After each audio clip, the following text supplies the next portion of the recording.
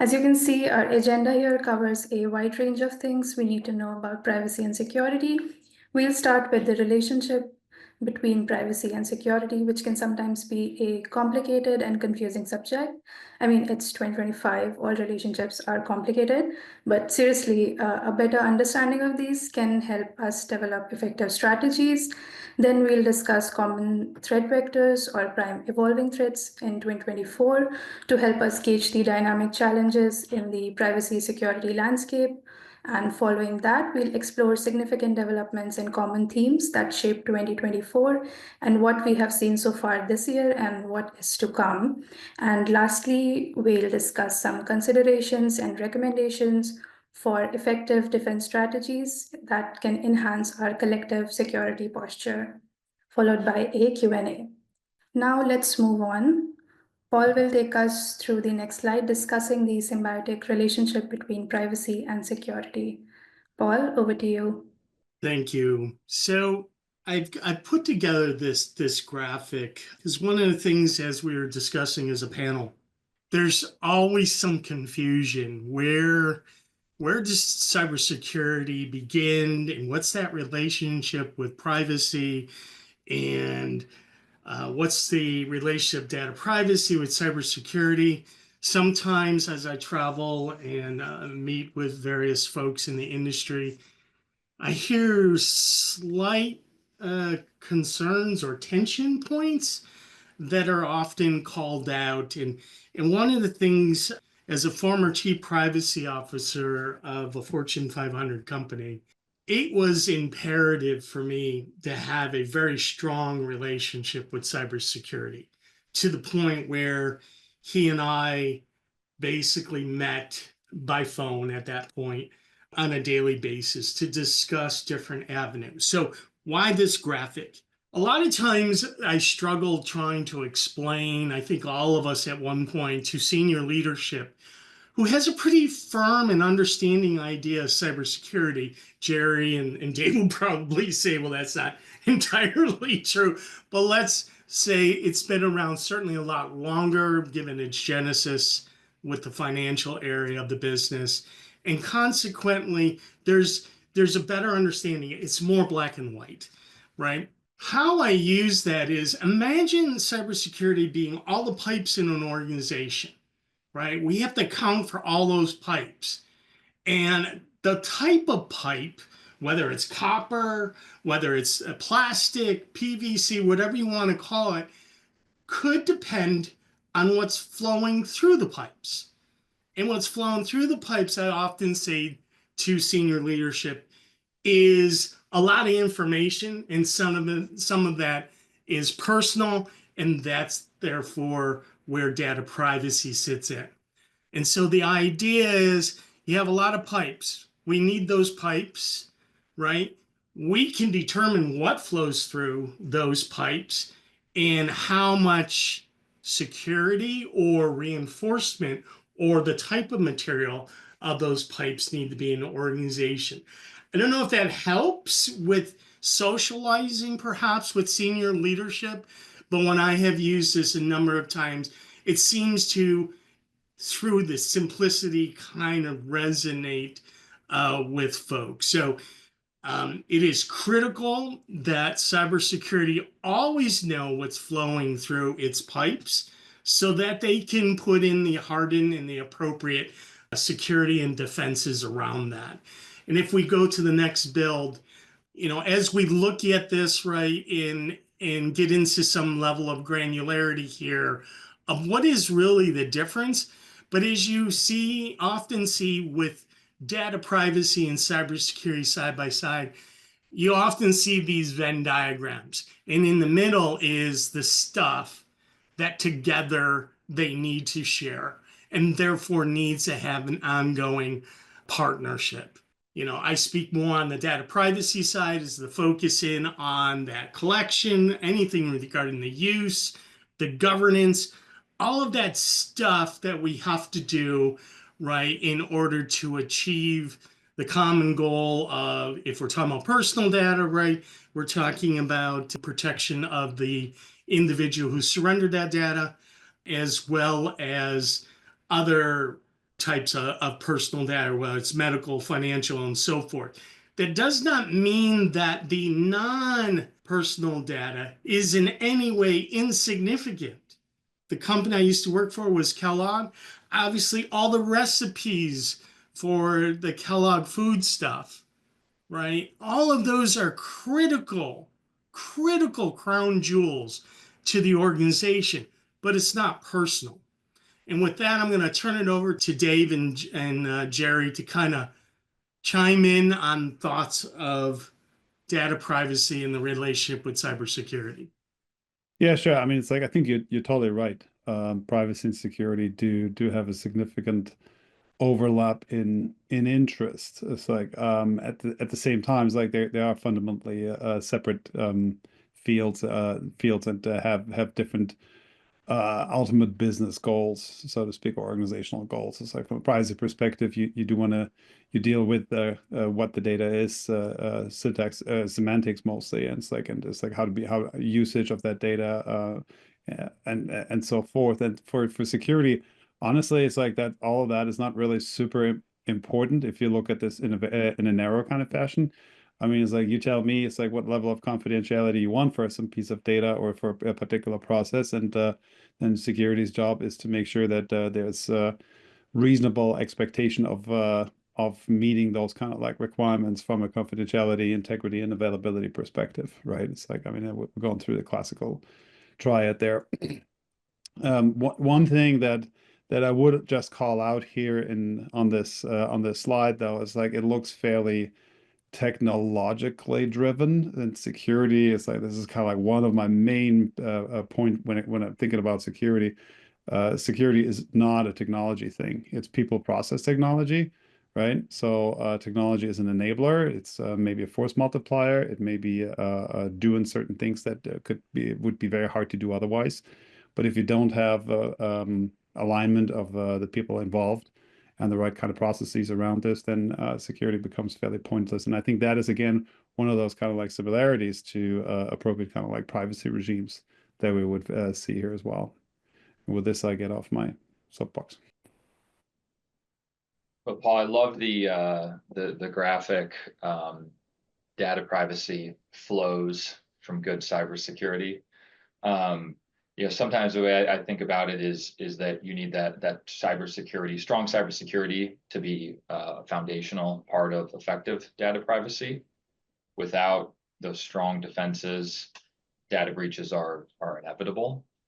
And in the overlap between these two circles in the partnership area, I mean that is where most of my work is, because that's where the greatest risk is.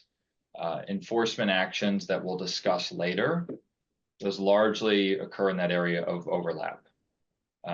Regulations like GDPR, CCPA, they require coordinated effort across both data privacy and cybersecurity.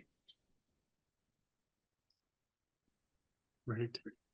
Thanks, gentlemen. Thank you, everyone. Up next, we have common cyber threat vectors. Jerry will be discussing that with us. Sure. I mean, it's like we have a bunch of them on this slide here, but it's like I think it's a more general kind of discussion. It's like if you start to look in terms of like what kind of threats you have out there, it's like you have different ways of slicing and dicing that particular landscape. It's like, I mean, one of the things that is definitely very interesting always to look at is like who are the threat actors, and not so much it's like, is it ransomware gang A or ransomware gang B? It's like, am I dealing with Loki or I'm dealing with Klopp? It's like, I mean, honestly, as a victim, you really don't care, probably don't care too much. It's like who did this to you. It's like it's more interesting is like what happens afterwards. But I think it is interesting to see is like what kind of actors you have out there. You have on the one side it's like traditional nation state level actors, which basically have the access to the entire range of cyber operations, if you want to call it this. It's like they can really go all the way from nuisance attacks to a complete compromise of your environment with potentially very destructive kind of capabilities. On the other end of the spectrum, you have script kiddies, and somewhere in the middle, it's like you have organized cybercrime, which is fairly capable in these days because the kind of tooling that is available or that used to be available to only very advanced threat actors is now very much commonplace, both through a fairly effective industrialization of the digital underground. It's like you now don't have like one gang that does X, Y, or Z, and from beginning to the end. But instead, what you do have is essentially specialized kind of like groups that some provide access, some hack provide credentials, others set up ransomware as a service, et cetera, et cetera. So all these kind of like things really play together. It's like understanding that digital underground is not unimportant in order to get a better sense in terms of like how much you're exposed.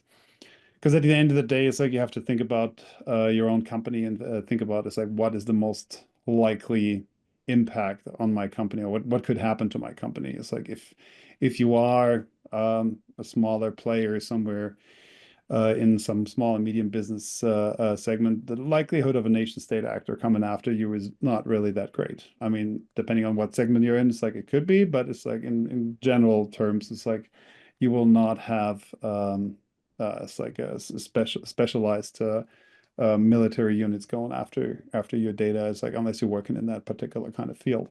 So it's like that obviously drives a little bit in terms of like what your expectation for threats to realize looks like. On the other hand, it's like everybody can expect to have some form of exposure to cybercrime. It's like if it can be monetized, it will be stolen. So a lot of things that you see here, such as ransomware, phishing, denial of service, various kind of like other attacks are definitely within the very likely range. It's like insider threats is like such a interesting kind of topic that you could spend probably a whole seminar about. It's like because you have to look at what are insiders. There's insiders that are doing things inadvertently. So it's like the dumb click on a link that you really didn't want to. That's basically an insider threat, although not a malicious one. There's some insiders that just think they know better. It's like I'm sometimes thinking about highly technical people who just feel that they know better than the dumb security people on the other end. And then suddenly are doing things that are not really very great. And on the extreme side, there's obviously the malicious insider that may be bribed, otherwise paid off, or act out of ideological or other reasons. So, but that is much less likely than the other ones. And again, it's like you have to make sure that you do understand your threat landscape from that perspective in order to prepare for this. Overall, it's like I think there's a lot of good literature out there. It's like as far as threat vectors go. Not drumming my own, not beating my own drum too hard, but it's like Acronis publishes every 6 months a cyber threat report. It's like so it's like if you want to see a little bit how ransomware, how malware, etc. has been going, it's like I would recommend people to take a look at that. But there are obviously also other sources. The Verizon Dibber is it's like a data breach investigation report. Is like an annual report that talks in depth about various kind of like threat categories, threat actors, and TTPs that are common in terms of like attacking things. So it's a wide field. It's but it's like understand it's like what the most likely input would be for you, so that you can protect yourself accordingly. Yeah. Thank you, Jerry. To kind of understand better what we're dealing with before we go into what we need to understand security, this was very helpful. I mean, if we look back a couple of years and compare it to now, we can clearly see an increasing trend in really complicated attacks that involves multiple stages, and it indicates towards adopting proactive strategies along with targeted employee training. And so let's keep the momentum going.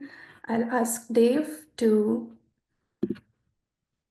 present the next slide, and if you would like to contribute to what Jerry added. Yeah, no, Jerry had a nice segue into this by mentioning the Verizon data breach investigations report.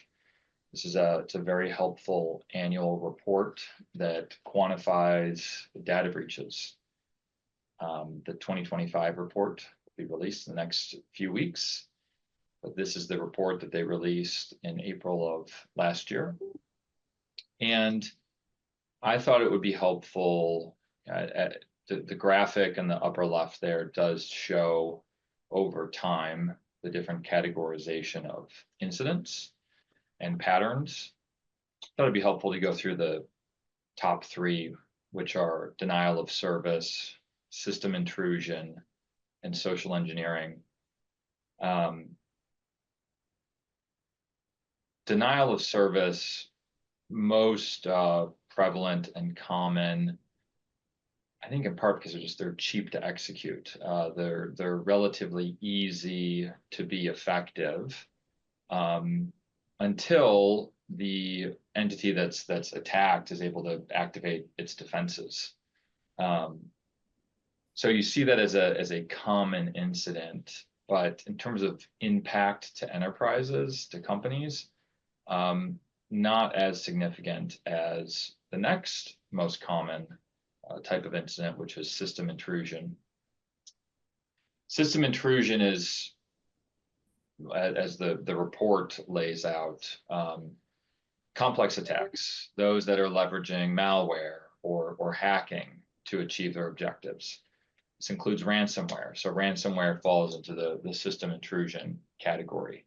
So these are the attacks that sort of in my view, and when I'm helping companies, these are the attacks that are going to cause the greatest impact and create the most risk, whether because there will be operational impacts, there will be theft of sensitive information, personal data, regulatory risk, class action risk. That's the system intrusion category. And then lastly, with system engineering, which is that blue line, the third most common, which has been, there was a little bit of an uptick a few years ago, but now it's held pretty steady. This is an area that in the era of AI that we're hearing quite a bit about. Social engineering remains highly effective as an initial access vector. And even though we have these great advancements in technology, humans remain a weak link, and that training for users, for employees, for contractors is more critical than ever. On the AI front and how it ties in with social engineering, we're starting to hear examples of how AI is being used to socially engineer employees. Or attempt to. So there's a example last year where the password manager company LastPass, they shared an incident where threat actors used deep fake audio to unsuccessfully impersonate the company's CEO and trick other employees into doing what the threat actor wanted. And they've published about that unsuccessful attack. Jerry or Paul, any other thoughts on the trend lines that we're seeing in these types of incidents? One thing that is you can't see on the trend line here specifically, but it's like I've seen elsewhere, is that it's like if you look into the area of social engineering, traditional phishing seems to be going down a little bit. So it's like at least for now, it's like the systems we're using for email security seem to be getting better, so that that really traditional kind of click this link or click this attachment phishing has been on a little bit on going back from what we've seen. However, what this has been more than filled by with is non-traditional social engineering, which can be either through channels other than email. So I'm thinking text messages, I'm thinking WhatsApp, other kind of social media access, et cetera, or also abuse of grown relationship. So it's like really just like grown some relationship over time, sometimes even through romantic dating platforms. And then it's like abusing those kind of like long-term grown and fostered relationships in order to perform some form of like cybercrime. So that's definitely on the rise, and that again points to what you were saying earlier, Dave. It's like that. I think it's really relevant that we secure not only our technology but also people, because they're really becoming the focal point again. Kind of the only thing I would kind of add to that is it isn't just one industry, right? Or a couple of industries that certainly there's, the healthcare and education and finance, and those are, like a better terms, ongoing industries which are consistently threatened, right? And doesn't surprise any of us that it's also the areas that are the most regulated, right? But I think what surprised me when I saw this, that it was, essentially every major vertical that we have in society is in some way been targeted, and in some ways been successful in doing that. So while I would love to say that, oh, we seem to have gotten better here and there, while that may be the case, it's still rather widespread. So, my statement on this is, don't think because you're in one vertical that right now looks low that you are safe. I think that the issue is, and I think Jerry, you said it earlier, if there's a value behind whatever it is, it's a target, and to go after that type of situation. So that would be my comment on that, Akasha. Yeah, I think that's a good point. It's like monetization is like particular for the majority of cybercrime should be really assumed to be one of the major focuses. I mean, yeah, it's like we have nation state actors, we have hacktivists, we have kiddies who are like trying to get some street creds, but it's like the vast majority from what I've been observing over the years has really been monetarily motivated, and it's like that really expresses then itself into a an interesting market, right? It's like, I mean, it's like you hack some people's remote access kind of environments and sell access to those servers. It doesn't necessarily mean that you're doing anything with this. It's like, but if you can sell, I don't know, it's like a 5,000 RDP service like to somebody who needs that, it's like for whatever other nefarious purpose, then that's good monetization. They can put whatever else they want to put on there, whether it's botnet control, C2 nodes, or what have you, or email relays, and it's like then start to go down that path. So I think it's really interesting to see is like how it doesn't make any sense to realize like it's like look at this as a somewhat homogenous kind of like lump. It's like it's a complex market. It's probably one of the most effective market because it has the least kind of regulations around them. So it's like they really go very effectively about streamlining their mode of operation.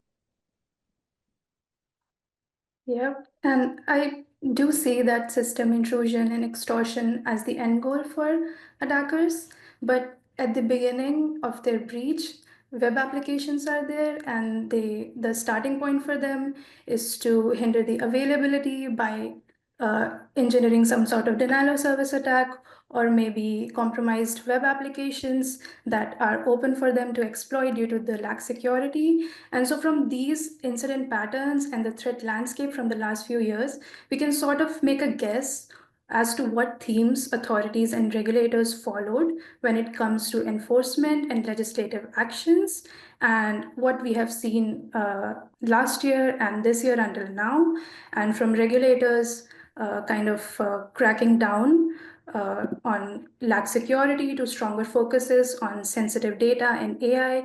We do have a lot to unpack in our next slide. I'll hand it over to you again, Jerry. Ah, fun times. Yeah, it's like so. It's like there's obviously a couple of themes from an enforcement perspective that stick out here, U.S. and then globally.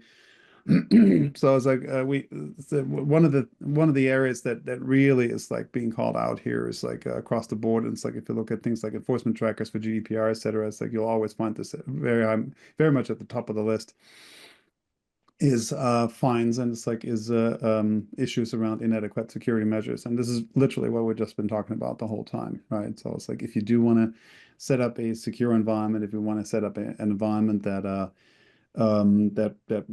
guarantee or that enables a privacy preserving operation for service providers, and you don't protect this from the perspective of securing the system, then it's all for naught, right? It's like you end up with breaches and mega breaches, and both European as well as U.S. regulators have shown that they have absolutely no concerns about or not holding back when it comes to finding companies for those kind of like issues, with some of the examples pointed out here. It's also, it's like if you look at some of the other things that have been happening, maybe not only 24 but also earlier as well. It's like we've seen the NIS2 directive in Europe. It's like we've seen DORA for the financial industry over there. In the US, we've seen the SEC and rules. It's like I think we have that on the next build here as well. It's like that are coming into play.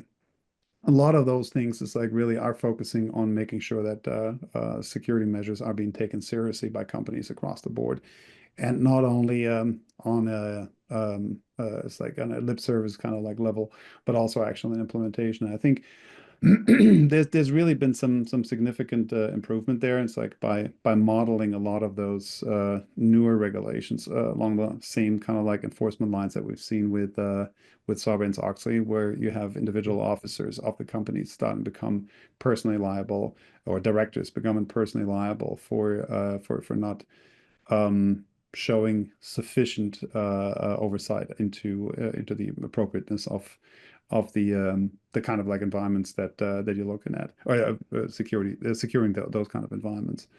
And I think that is on the one side somewhat problematic from a personal level, but on the other side, it's like seems to be fairly effective.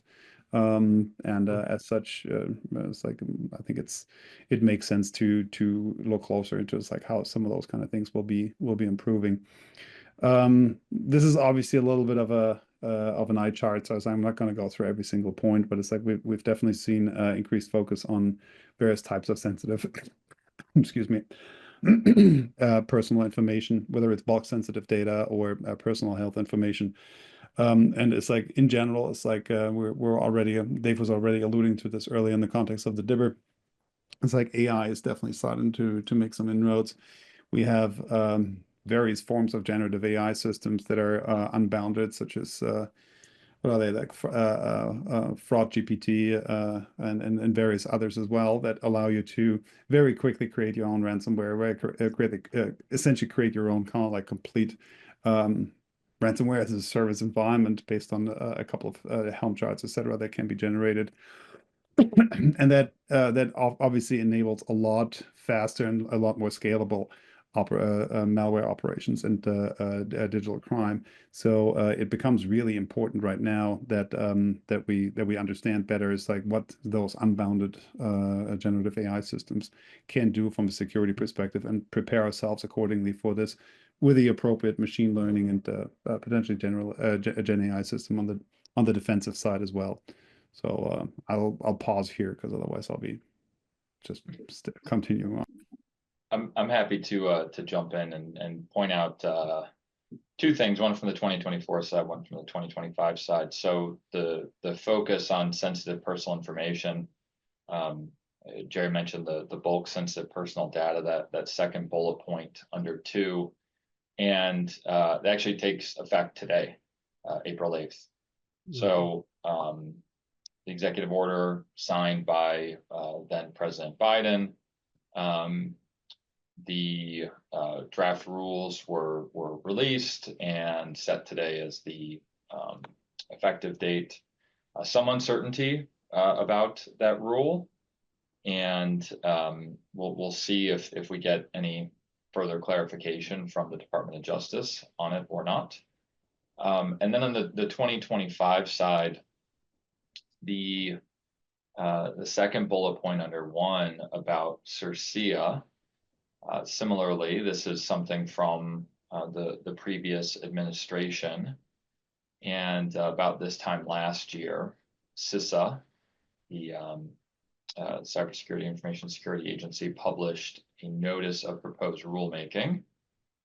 Pretty expansive set of proposed rules with reporting requirements by covered entities to CISA within 72 hours. Unclear if that's going to go into effect or not. We don't know what the current administration is going to do with CERCIA. The Trump administration has identified a new director for CISA. And if he gets confirmed and gets in there, we'll see what he does. But the one theme for me for 2024 and 2025 is just the continued lack of harmonization, and particularly if you are a global multinational company. I mean, even if you just operate in the U.S., there isn't a lot of harmony between these data privacy and cybersecurity requirements. New requirements, we see them coming online, and they lack harmony with the other regulatory requirements that companies are facing. There was some talk about harmonization last year, but we haven't heard much about that recently, and they didn't make a lot of progress in harmonizing these requirements. So I think it'll continue to be quite complex for companies operating in this space. Yeah, I echo that, Dave, and obviously Jerry, what you're seeing as well. And I have a couple of things here, and there is a lot of information, no question about it. The good news, you guys will have these slides, and you'll be able to dive deeper on your own time. But I think from a very more of a privacy lens, if I could do that. There's a couple of things that are unknowns. So we talked about the Executive Order 14117, and that bulk sensitive data distribution, and some of the countries that are now referred to as, and I'm drawing a blank, COCs, countries of concern. So these countries of concern are what you probably would suspect: Russia, China, Iran, Venezuela, Cuba, North Korea. So those are entities there where there is incredible amount of concern, particularly with the growth of AI, that in some way they could take this information and use it against the United States from a national security perspective. So there's a big concern there. HIPAA in 2025, while we've gone through the exercise of the rulemaking and so forth, we're still very unclear whether or not this is going to move forward. I suspect, given where the focus is, in particular on the privacy rule, which is heavy around reproductive health, that we're likely to see some change with this administration. I find it would be quite a surprise that they would not make some changes here. So it's at this moment in time, it's still on the schedule, but we're waiting to kind of see where the Office of Civil Rights, OCR, and HHS as a department go with HIPAA. You know, we haven't had an update to HIPAA since 2013, I believe is correct. So there's some, I just think from 2013 to now, the world has changed, particularly online and digitally quite a bit. So there's a little bit of playing catch up. The other thing I want to call out is there is a lot more focus on AI and how the models were created. So be prepared if you are engaged in AI, that whoever's doing the training, the development, and so forth, you're going to need to document that. And you're going to have to produce it upon request. So that should not be a surprise to anyone. People really want to understand where these things were trained, and what concerns may be there.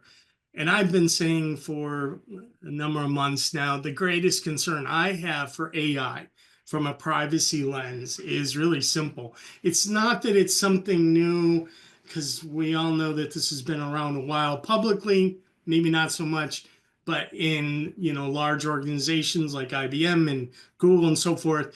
I mean, let's face it, IBM Watson is a model, an AI model. I mean, so these things have been around. They just haven't been to this level and open to use by the general public. And so the concern I have on the privacy side of it is about this training piece, and having these open conversations, including cybersecurity in the mix early on.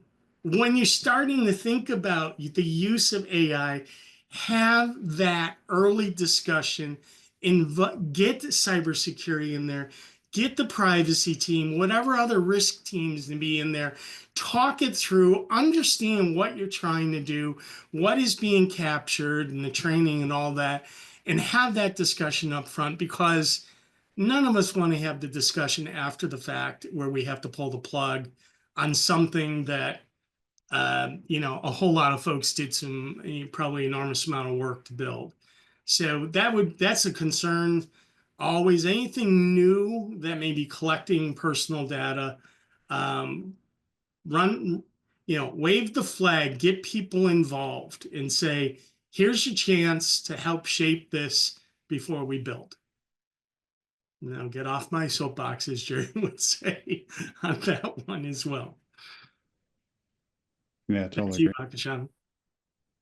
Yeah, I agree, Paul. I mean, documentation and governance matter more than ever now, and especially when regulators are focused more and more on demonstrable security and transparency. And I really appreciate everyone's insights on this. Now, in the interest of time, let's move to the next slide and welcome Dave to discuss the areas of focus for organizations. Before we jump in that, I see there's one question here. Just come back to our last slide about corporate liability for executives who don't have adequate qualifications. And the question specifically asks about in the context of a CPO. And I would, in thinking about that question, I think about the new SEC rules and the requirement that companies disclose what qualifications their CIO or CISO have. And so you'll see in public filings now in companies' 10Ks, where in the cybersecurity section, companies are explaining that their CISO has been in this field for many number of years, has such and such qualifications by third-party organizations, and majored in engineering. And you'll see varieties of and different approaches in terms of how detailed, but you are seeing that, and to me it indicates the SEC is interested in qualifications. There's also similarly about board members and an interest in what their qualifications are regarding cybersecurity. So it is clear this is something that is on the mind of regulators. I don't know, Paul or Jerry, if you had any other thoughts on that question. No, I think I agree. It's like, honestly, it's like if I take a role as a CISO or CPO, whatever, it's like, and I don't have the right level of expertise that's a little bit on me, to be honest, right? It's like I would not in my current role take the role of like a data privacy officer, chief privacy officer for a company, because I don't have the necessary background, even if I do feel that I understand enough of it to be reasonably dangerous. And similarly, it's like I would recommend somebody who does not have deep insight into, or it's like does not have experience of some aspects of running a security program. It doesn't have to be everything, right? It's like I don't know everything about security. It's like I would wager that nobody does, or not many people do at least. But it's like at least you should have some insights in terms of like how you can effectively run a program, and it's like perhaps have the right level of understanding how a risk-based approach it can be appropriate for in certain situations, and in others maybe not quite so much. If you don't have any of that, it's like you accept the role for a CISO for a large company. Well, you know what? It's like that's poor choice on the side of the company and poor choice on behalf of the person accepting that job. It's like know thy limits, and it's like that's what it comes down to. It's like just make sure that you as a person who's filling that role is like has the right level of knowledge, support, and experience to do this. And as a company, it's like when you hire carefully. Mm.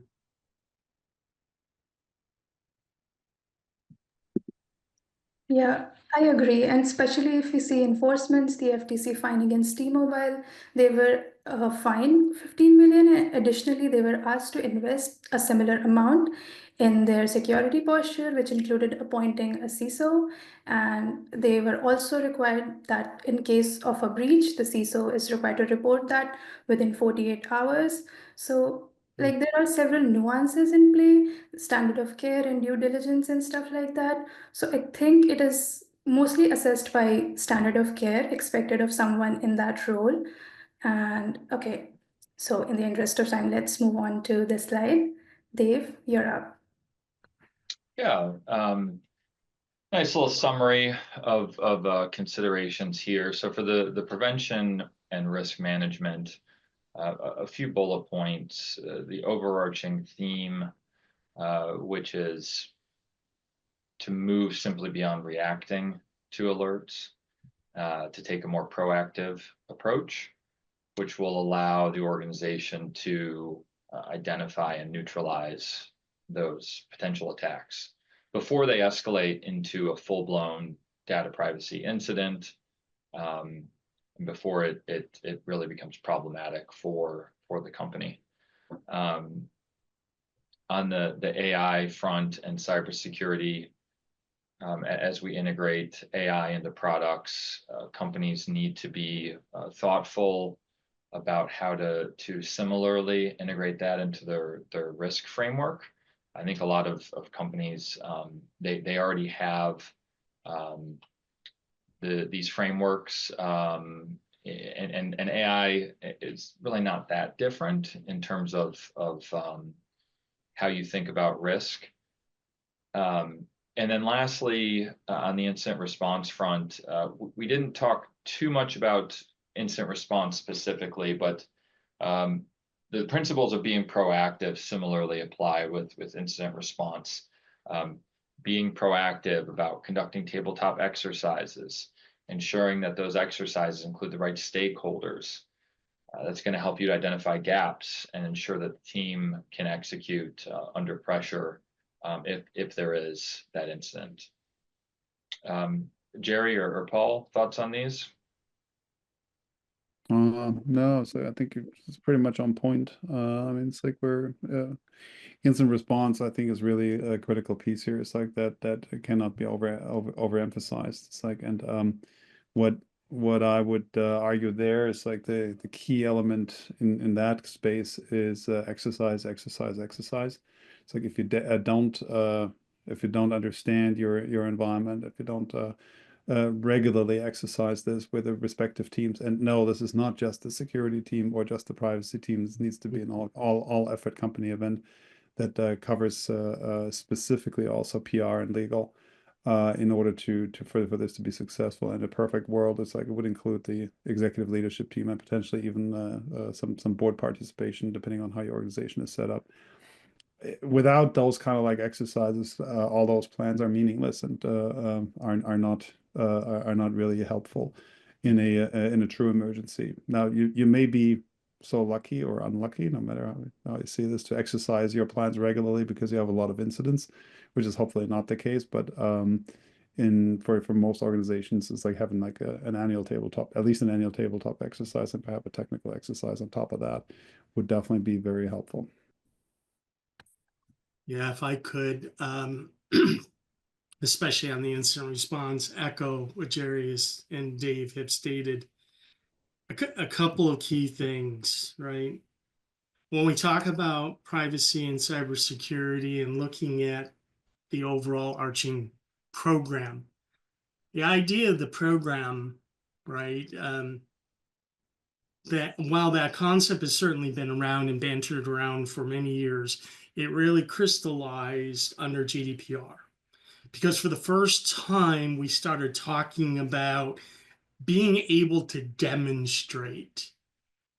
I will say, having lived in corporate America prior to 2018 in GDPR, that much of the approach, despite my efforts, was very much an audit-like function, right? We would come in during an intense time period, do some assessing or whatever, check-ins, whatever it may be, and then make some minor changes, right?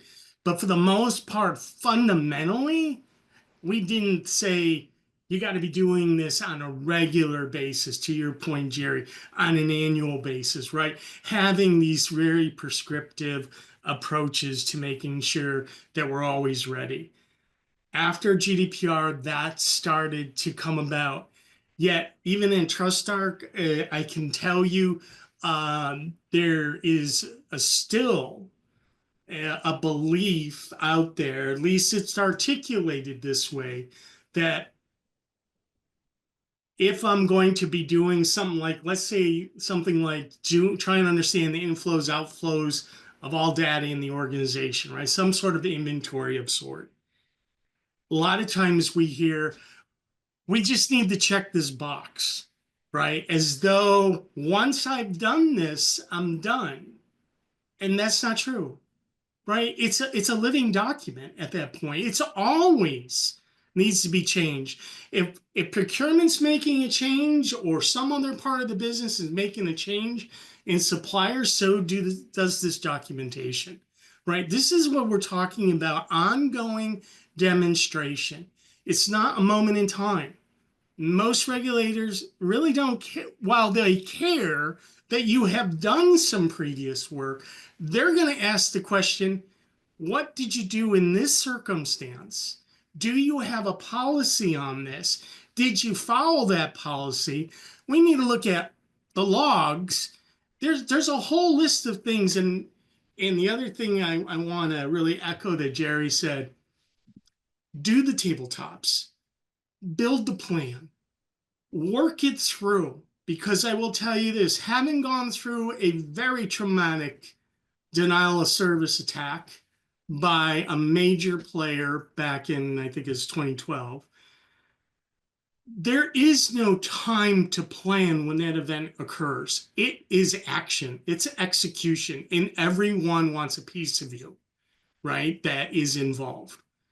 And you better have it well-oiled at who's doing what, who's stating what to the press, who's stating something internally, some language, from a counsel perspective you may not want to use, right?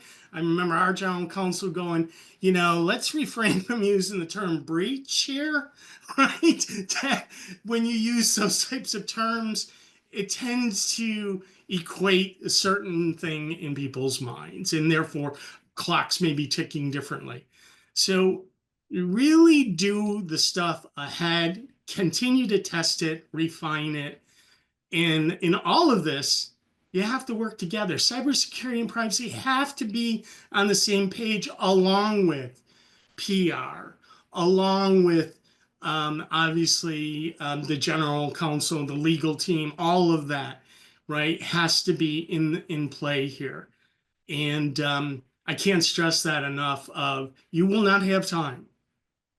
In many cases, you have 72 hours that you got to report to authorities. And they're going to ask you, what's your root cause analysis? Did you do all these things?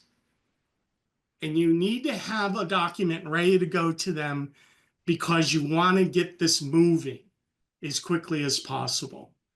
And everyone needs to know the roles, and everyone has a role in this. I know it looks like we have. Is there any additional questions? I think we've been answering a few. How would you go on about balancing transparency in AI and proprietary concerns that are always there because of the black box nature of AI? Well, I mean, it's like at the end of the day, it's like if you look at the use of, well, it's like when we say AI, what's AI, right? It's like, I mean, that's such a wide topic, to be honest with you.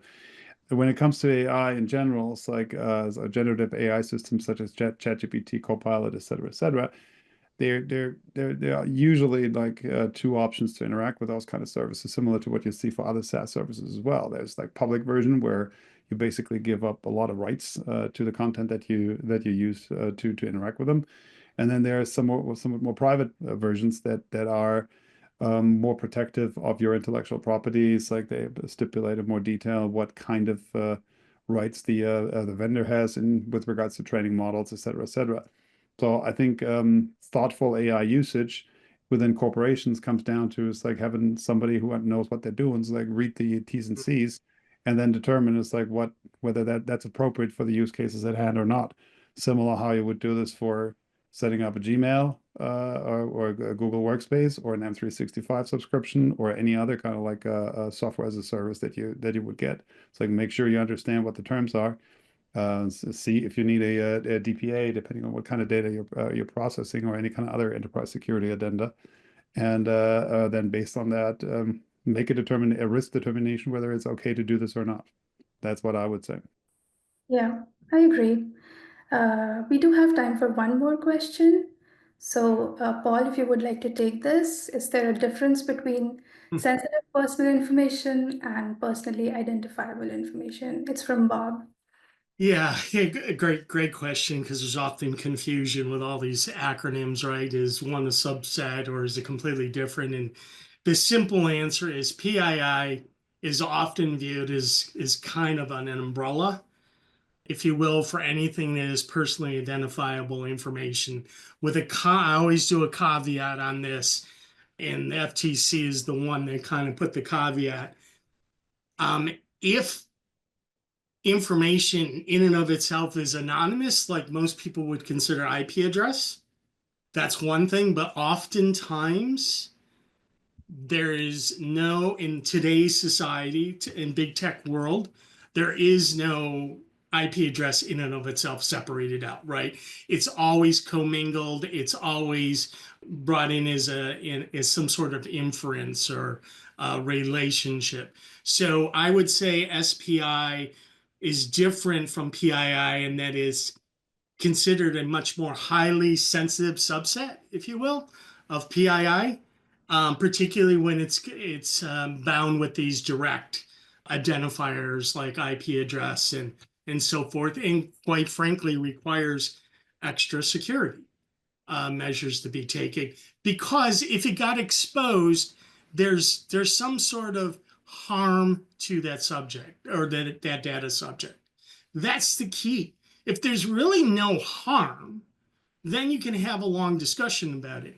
But often there is significant harm should that information be exposed, and therefore requires that tight partnership with security to make sure it's protected. All right. Thanks, Paul. Thank you, everyone, for joining us for today's webinar.